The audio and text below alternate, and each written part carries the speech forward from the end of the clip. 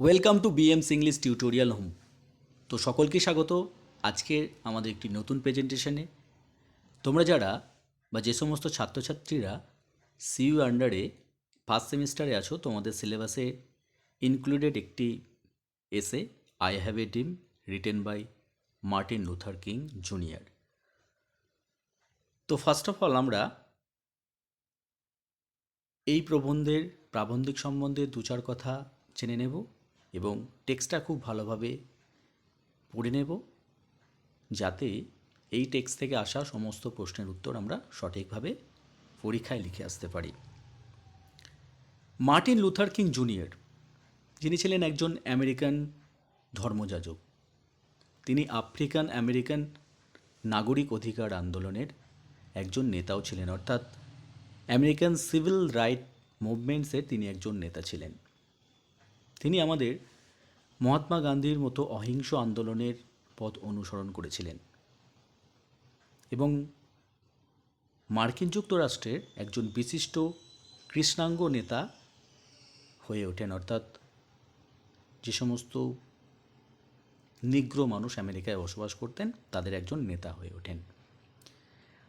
আমেরিকার বাইরেও তার প্রভাব যথেষ্ট ছিল। 1964 সালে তাকে শান্তিতে নোবেল পুরস্কার দেওয়া হয়। 1968 সালে তাকে খুন হতে হয়েছিল, অর্থাৎ তাকে হত্যা করা হয়েছিল। আই হ্যাভ এ ড্রিম, এটা ছিল মার্টিন লুথার কিংয়ের একটি স্পিচ বা বক্তৃতা। তিনি 1963 সালে 28শে আগস্ট লিঙ্কন মেমোরিয়াল থেকে ওয়াশিংটনে চাকরি ও স্বাধীনতার জন্য, অর্থাৎ নিগ্রোদের চাকরি, স্বাধীনতা এবং সাম্যের জন্য মার্চের সময় এই বক্তব্যটি রেখেছিলেন। মার্টিন লুথার কিংয়ের এই বক্তব্যে প্রায় 2 লক্ষ মানুষের উপস্থিতি দেখা গিয়েছিল, অর্থাৎ যারা নাগরিক অধিকার আইনের সমর্থনে সেখানে উপস্থিত হয়েছিলেন। তো এবার আমরা চলে আসবো টেক্সটায়। 5 years ago, স্কোর কথার অর্থ হচ্ছে 20। 5 ইন্টু 20 5×20, অর্থাৎ 100 বছর আগে আ গ্রেট আমেরিকান, একজন মহান American in whose symbolic shadow we stand, যার প্রতীকী ছায়ায় আমরা দাঁড়িয়ে আছি। সাইন দ্য ইমানসিপেশন প্রোক্লেমেশন, যিনি স্বাধীনতার ঘোষণাপত্রে স্বাক্ষর করেছিলেন। ইমানসিপেশন কথার অর্থ হচ্ছে স্বাধীনতা, প্রোক্লেমেশন হচ্ছে ঘোষণা বা ঘোষণাপত্র।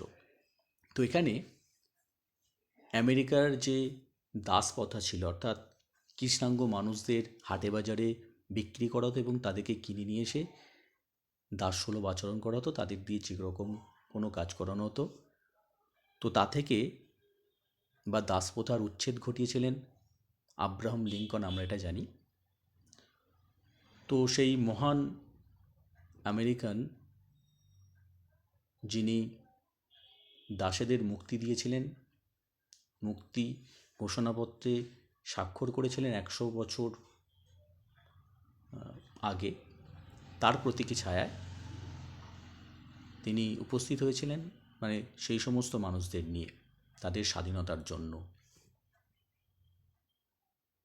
This momentous decree came as a great beacon light of hope of millions of Negro slaves who had been seared in the flames of withering injustice. This momentous decree, এই গুরুত্বপূর্ণ রায়টি came as a great beacon, came as a great beacon of light of hopes, একটা আশার আলো নিয়ে এসেছিল লক্ষ লক্ষ নিগ্রো দাসেদের জন্য, একটা আশার আলো নিয়ে এসেছিল। Who had been seared in the flames of withering injustice, যারা অন্যায়ের তীব্র শিখায় পুড়ে মারা গিয়েছিল, অর্থাৎ তাদের উপর অমানবিক অত্যাচার করা হতো।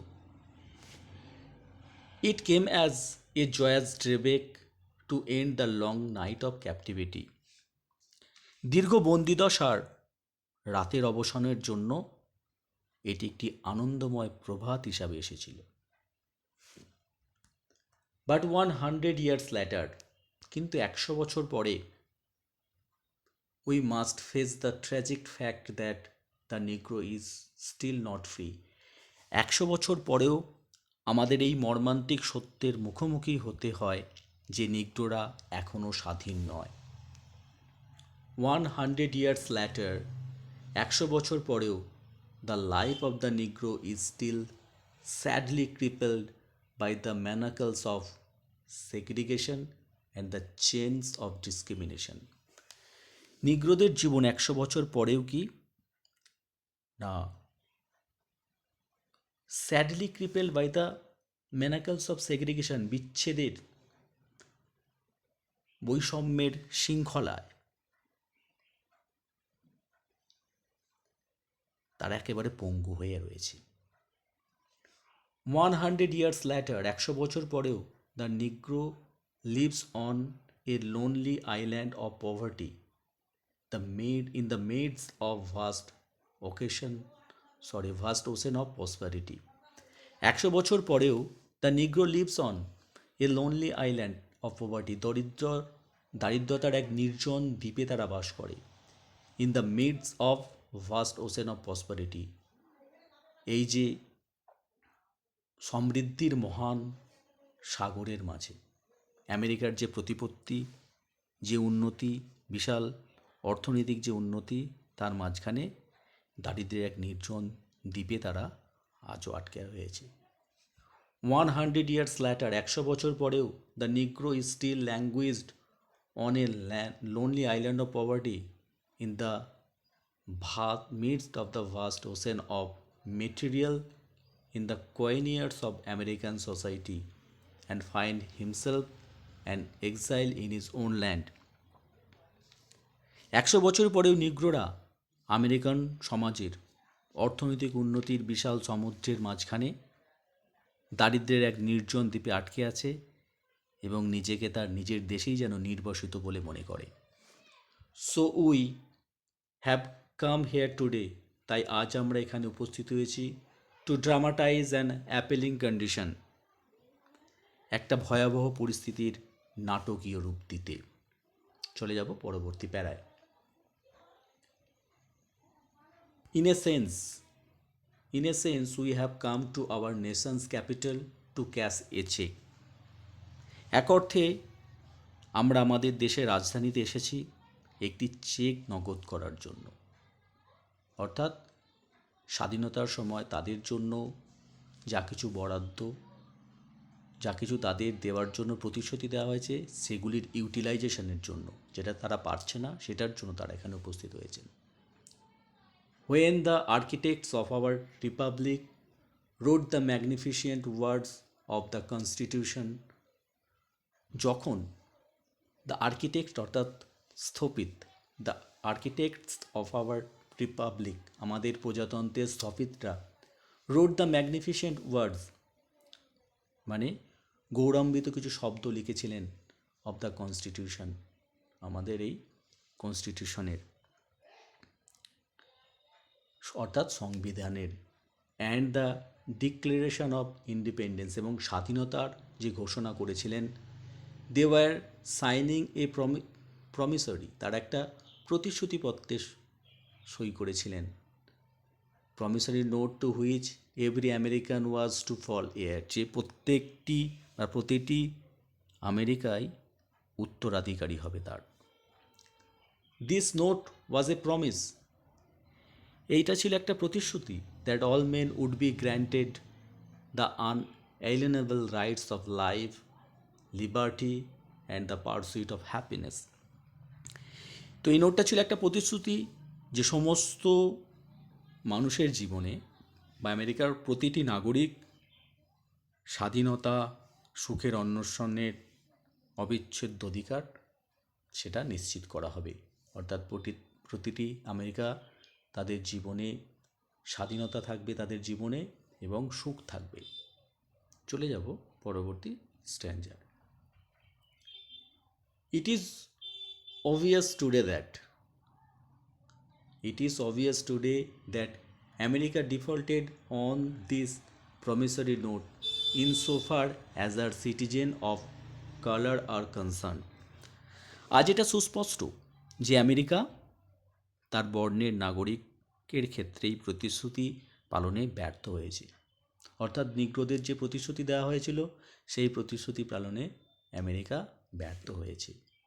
Instead of honouring this sacred obligation, এই পবিত্র বাধ্যবাধকতাটাকে পালন করার পরিবর্তে America has given the Negro people a bad check. America তার কৃষ্ণাঙ্গ যে মানুষ ছিল তাদেরকে একটা খারাপ চেক দিয়েছিল। A check which has come back marked insufficient funds, যেটা এমন একটা চেক দিয়েছিল যা অপর্যাপ্ত তহবিল হিসাবে চিহ্নিত হয়ে ফিরে এসেছে। But we refused to believe that there are insufficient funds in the great vaults of opportunity of this nation. কিন্তু আমরা বিশ্বাস করতে অস্বীকার করি যে এই জাতির সুযোগের বিশাল ভাণ্ডারে পর্যাপ্ত তহবিল নেই। So we have come to cash this check, a check that will give us upon demand the riches of freedom and the security of justice. আমরা এই চেকটা নগদ করতে এসেছি, এমন একটি চেক যা আমাদের স্বাধীনতার সম্পদ এবং ন্যায় বিচারের সুরক্ষা দেবে। We have also come to this hallowed spot to remind America of the fierce urgency of now.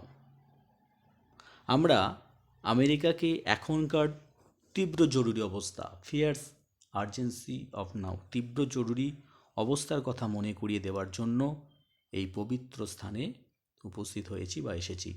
পবিত্র স্থান অর্থাৎ হলোড স্পট।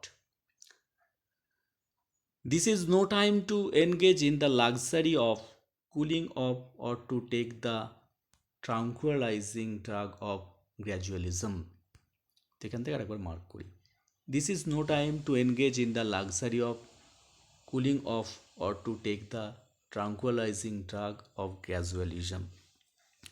এখন শীতল হাওয়ার বিলাসিতায় লিপ্ত হওয়ার সময় নয়, বা এখন গায়ে ঠান্ডা হাওয়া লাগানোর সময় নয়, বা ধীরে ধীরে প্রশান্তিদায়ক ওষুধ গ্রহণ করারও সময় নয়।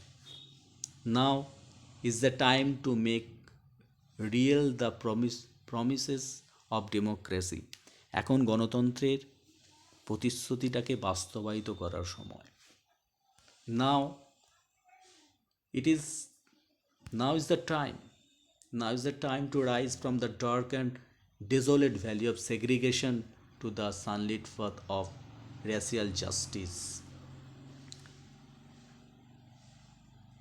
এখন সময় বিচ্ছিন্নতার অন্ধকার, অর্থাৎ ডার্ক ডেজোলেট ভ্যালি অফ সেগ্রিগেশন কথার অর্থ হচ্ছে বিচ্ছিন্নতার অন্ধকার এবং জনশূন্য উপত্যকা থেকে, ডেজোলেট ভ্যালি আর কি, জনশূন্য উপত্যকা থেকে জাতিগত ন্যায় বিচারের সূর্যালোকের যে পথে ওঠাবো, অর্থাৎ সেখানে একটা নতুন সূর্যের উদয় হবে বা নতুন সূচনার সূত্রপাত হবে।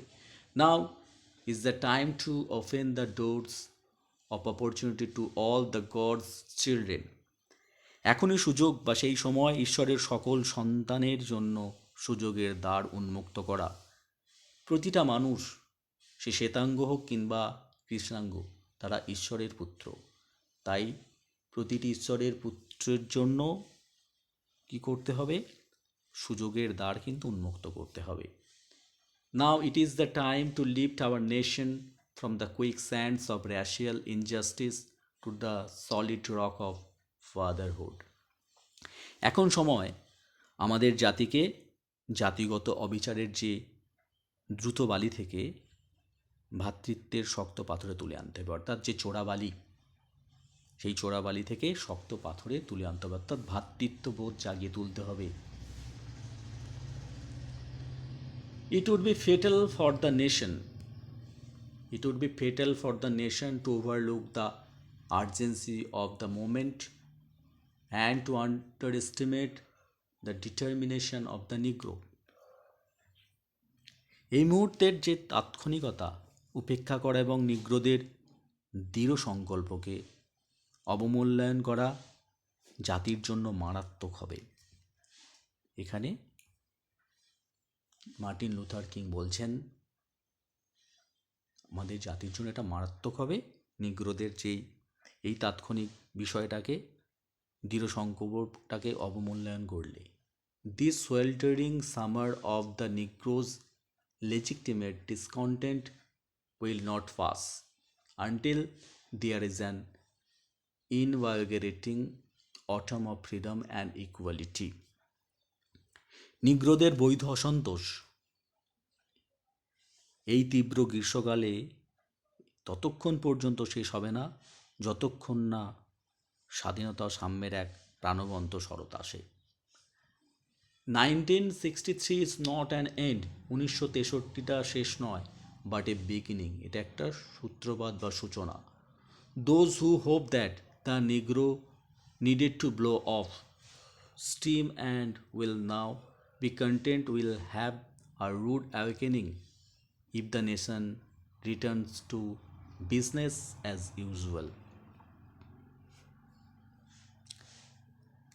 যারা আশা করেন যে নিগ্রোদের উত্তাপ ছাড়িয়ে দেওয়া উচিত